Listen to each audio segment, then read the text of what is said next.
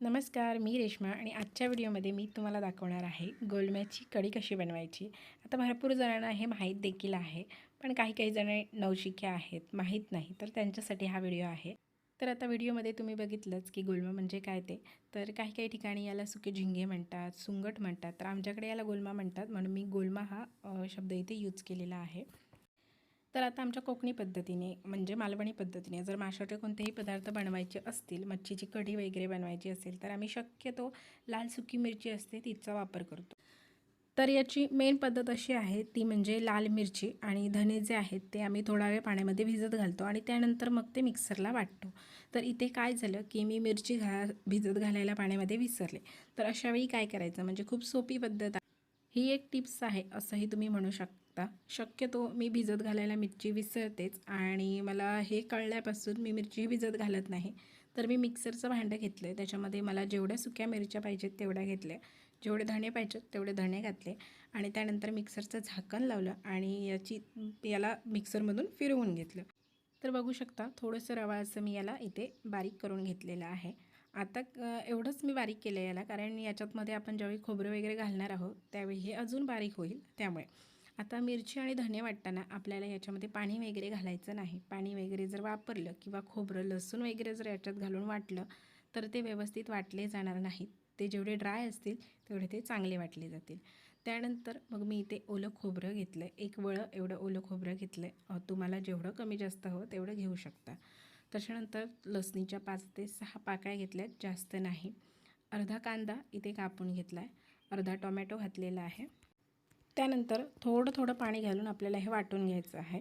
पहिल्यांदाच आपल्याला भरपूर पाणी नाही घालायचं आहे, कारण वाटण आहे ते मिक्सरच्या बाहेर येईल. त्याच्यामुळे थोडं पाणी घालायचं आणि मिक्सरमधून याला बारीक आपल्याला वाटून घ्यायचं आहे. तर हे बघू शकता की किती बारीक वाटले मी, अगदी बारीक वाटले. खोबरं जे आहे ते जाडसर असं ठेवलेलं नाही आहे. त्यानंतर आपल्याला काय करायचं आहे, आता डायरेक्ट आपल्याला कढी बनवायला लागायची आहे. तर एका पातेल्यामध्ये मी अर्धा पळी एवढं तेल घेतलेलं आहे. मच्छीची ज्यावेळी कढी बनवतो त्यावेळी जास्त तेलाचा वापर अजिबात होत नाही. कधी मी अशी कढी बनवते, म्हणजे एक दुसरी पद्धत सांगते.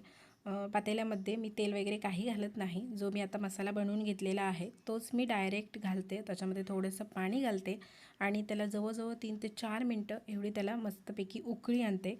मग उकळी आली की मग त्याच्यामध्ये मी मच्छी टाकते आणि कधी अशी करते की थोडंसं तेल घालते, अगदी अर्धा कांदा बारीक कापून त्याच्यामध्ये भाजून घेते. थोडंसं त्याच्यामध्ये मीठ टाकलं तरी चालेल कांद्यामध्ये आणि त्यानंतर मग आपण जो बनवून घेतलेला खोबरा मिरचीचा जो मसाला आहे तो घालते. तो मस्तपैकी मिक्स करून घ्यायचा. थोडंसं त्याच्यामध्ये पाणी घालायचं पहिल्यांदा, जेवढं तुम्हाला ग्लास 1.5 ग्लास हवं असेल तेवढं. त्यानंतर मग त्याला छान अशी उकळी येऊ द्यायची आणि मग आपल्याला अंदाज येतो, कारण आपण खोबरं घातलेले कुठलेही जर पदार्थ बनवले तर नंतर थोडेसे ते घट्टसर होत जातात. त्याच्यामुळे आपण मग नंतर आपल्याला जसं हवं जाड पातळ तसं आपण त्याच्यामध्ये पाणी घालू शकतो. आता मी बघू शकता 2 ग्लास एवढं पाणी घातलेलं आहे. ते व्यवस्थित मिक्स करून घेतलं आहे. आता मच्छीची कढी म्हटली म्हणजे तिला थोडासा आंबटपणा पाहिजेच, आंबट त्याच्यात घातलंच पाहिजे. तर मी इथे 5 ते 6 एवढी कोकम घातलेली आहेत. कोकम नसेल तुमच्याकडे चिंच असेल तरी चालेल, आगळ असेल तरी चालेल, जे तुम्ही आंबट कुठलंही वापरता ते घातलं तरी चालेल. तर बघू शकता याला छान अशी उकळी आलेली आहे खतखतून. 5 ते 6 मिनटापर्यंत आपल्याला इथे मस्तपैकी उकळी येऊ द्यायची आहे. जो मसाला आहे तो आपला छान असा शिजला पाहिजे. त्यानंतर याच्यामध्ये गोलमा आहे तो मी 2 ते 3 पाण्याने स्वच्छ धुवून घेतला.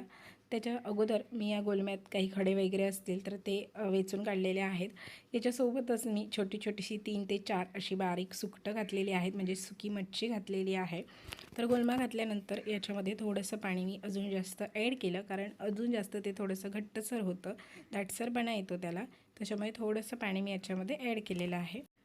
त्यानंतर परत याला उकळी आली की आपण हे थोडंसं टेस्ट करून बघायचं, कारण गोलम्यामध्ये किंवा सुक्या मच्छीमध्ये मिठाचं प्रमाण असतं. त्याच्यामुळे मीठ जास्त होऊ नये याच्यासाठी थोडंसं टेस्ट करून बघायचं आणि त्याच्यानंतरच मग आपण याच्यामध्ये मीठ घालायचं. तर काही जणांना ही जी कढी आहे ना ती पातळ आवडते, पण मला शक्यतो जास्त पातळ आवडत नाही. त्याच्यामुळे मी थोडंसं दाटसरच असं हे ठेवणार आहे. खूप छान लागतं गरम भातासोबत, तर अप्रतिम लागते ही कढी. आणि बनवायचं म्हणाल तर एकदम सोपी. तुम्ही बघितलंच असेल, जर तुमच्याकडे सुकी मिरची नसेल, मिरची पावडर असेल तर तिचा वापर केला इथे तरी चालू शकतं. प्रत्येक सीझनला आपल्याला सुकी मिरची अवेलेबल होत नाही, त्याच्यामुळे मिरचीची तुम्ही पावडर करून ठेवली आणि ती जरी वापरली तरी चालू शकतं. तर बघू शकता इथे मस्तपैकी आपली गोलम्याची कढी तयार झालेली आहे. जर रेसिपी आवडली असेल तर व्हिडिओला एक लाईक नक्की करा. चॅनलला पहिल्यांदा व्हिजिट केलं असाल तर सबस्क्राईब करून जा. पुन्हा भेटूया अशाच मस्त मस्त रेसिपींमध्ये आणि व्हिडिओमध्ये. तोपर्यंत बनवत राहा आणि खात राहा. धन्यवाद.